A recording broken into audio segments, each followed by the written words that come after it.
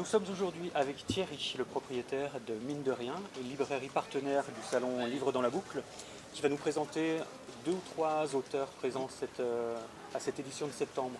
On va retrouver qui?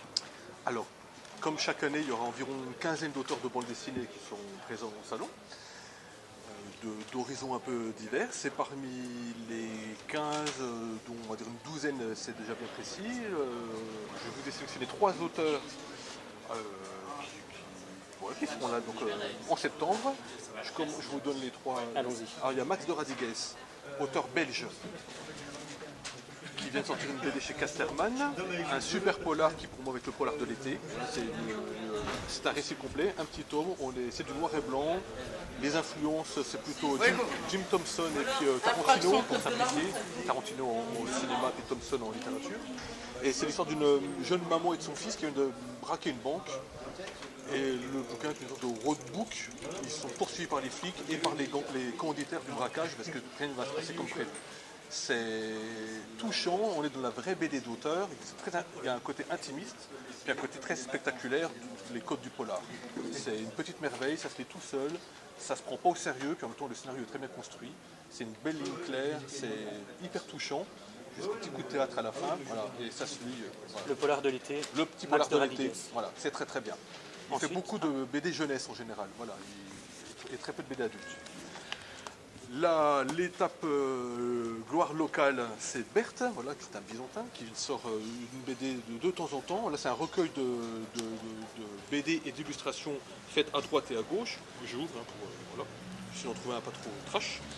C'est chez Roukmout, c'est une petite maison d'édition qui vient de se monter. C'est humour noir, à ne pas mettre entre toutes les mains, même si je devrais dire à mettre entre toutes les mains en fait. Voilà. Et il est donc byzantin, c'est Berthe qui est très connu à droite et à gauche, il bosse pour Ciné Mensuel en particulier.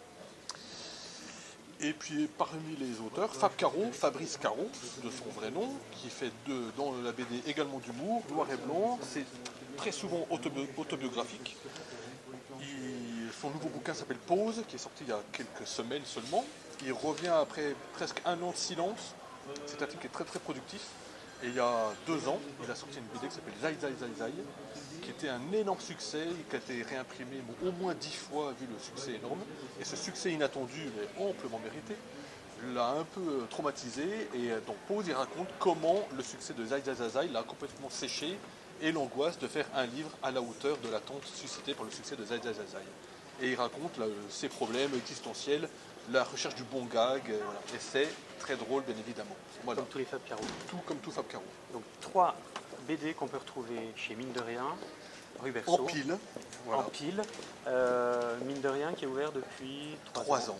3 ans et 1 mois ou 2. Donc Voilà. on retrouve toutes les bonnes références. Les meilleures BD sont à la Mine de Rien. Très bien, merci Thierry. Mais de rien, merci.